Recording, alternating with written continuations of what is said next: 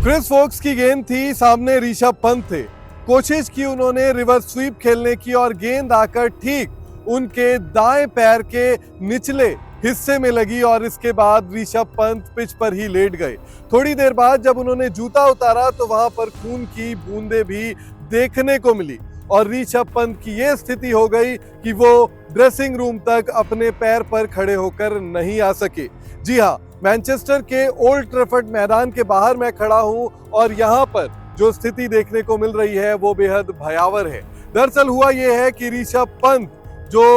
Indian team के लगातार 3 wicket गिरने के बाद, शुभमन गिल के विकेट के बाद क्रीज पर आए थे। पहले दिन के टी के सेशन के बाद जो है, टी के ब्रेक के बाद जब वो बल्लेबाजी कर रहे थे तो क्रिस वोक्स की एक गेंद जो है वो उनके दाहिना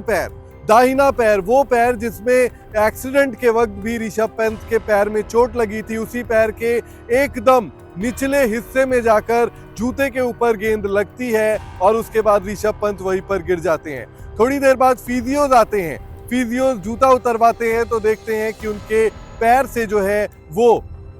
खून निकला है और इसके बाद जब ऋषभ पंत को खड़ा किया जाता है तो वो उस पैर में बिल्कुल भी जोर नहीं डाल पाते हैं। इसके बाद जो मोबाइल एम्बुलेंस है उसको पिच के अंदर, मैदान के अंदर बुलाया जाता है और उसमें बैठकर ऋषभ पंत बाहर आते हैं। जब ऋषभ पंत बाहर आते हैं तो वो दर्द से कराह रहे होते हैं। मैदान में ही मौजूद फर्स्ट एड सेंटर में ऋषभ पंत को इसके बाद लेकर जाया गया और वहां पर ऋषभ पंत का जो है वो शुरुआती उपचार किया गया। इंडियन टीम की मेडिकल सपोर्ट स्टाफ मौजूद थी, सिक्योरिटी स्टाफ मौजूद थी और इसके अलावा मीडिया मैनेजर जो है वो भी वहां पर मौजूद थे। इसके अलावा शुभमन गिल जो इंडियन टीम के कप्तान है वो भी ड्रेसिंग रूम से भागे भागे यहाँ पर फर्स्ट एड सेंटर तक आते हैं और वो देखते हैं कि ऋषभ पंत की चोट कितनी गंभीर है। इसके बाद ऋषभ पंत यहाँ से निकलकर चले जाते हैं, लेकिन जब मैं ये वीडियो आपके लिए बना रहा हूँ तब मैं आपको बता दूं कि यहाँ पर एम्बुलेंस जो है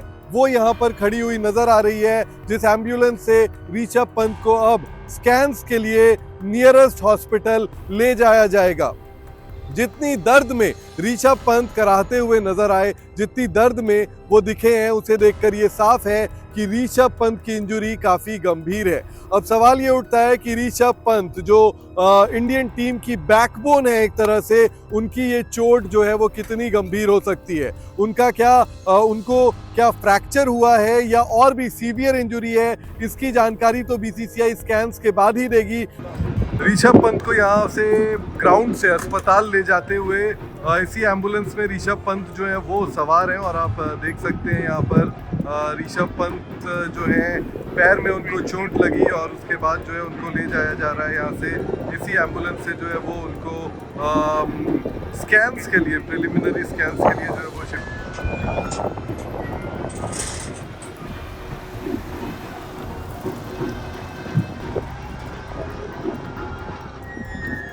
तो ये ऋषभ पंत को यहाँ से लेकर जाते हुए एम्बुलेंस से, ये तस्वीरें आप देख सकते हैं ओल्ड ट्रैफर्ड स्टेडियम से एम्बुलेंस जो है वो ऋषभ पंत को स्कैन्स के लिए लेकर यहाँ से रवाना होती है। चिंता की बात ज्यादा इसलिए है क्योंकि दाहिने पैर में ही जब ऋषभ पंत का कुछ साल पहले कार एक्सीडेंट हुआ था दिल्ली से अपने घर रुड़की जाते वक्त, उस समय भी उनको जो मेजर चोट है वो उनके दाहिने पैर में ही लगी थी और इस बार भी जो गेंद है वो गेंद आकर सीधे दाहिने पैर में लगी है।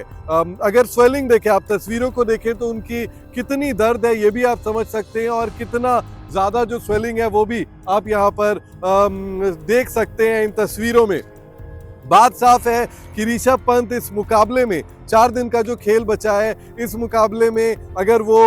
वापस खेलने आ जाते हैं तो ये सम सॉर्ट ऑफ मिरेकल होगा और ऐसा लग रहा है जो शुरुआती उनकी जो उपचार हो रही है उसके बाद ये खबर आ रही है कि हो सकता है ऋषभ पंत इस मुकाबले में अब ना खेले। लेकिन क्या सीरीज का आखिरी मुकाबला खेलेंगे या नहीं, इस पर फिलहाल कोई बातचीत नहीं होगी क्योंकि पहली जो प्राथमिकता है वो ये है कि ऋषभ पंत पूरी तरीके से ठीक हो जाए और ऋषभ पंत जो है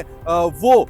यहाँ पर वापस पूरी तरीके से स्वस्थ हो जाए। ये जो है सबसे पहली प्राथमिकता हर किसी की यहाँ पर होने वाली है। लेकिन ये तस्वीरें बेहद दुखद, बेहद भयावह और जिस तरीके से उनके दाहिने पैर के टो से, जो सबसे छोटी उंगली होती है, उसके पास जो ये चोट लगी है, जो तस्वीरें आप देख रहे हैं, ये बहुत ज्यादा डराने वाली हैं।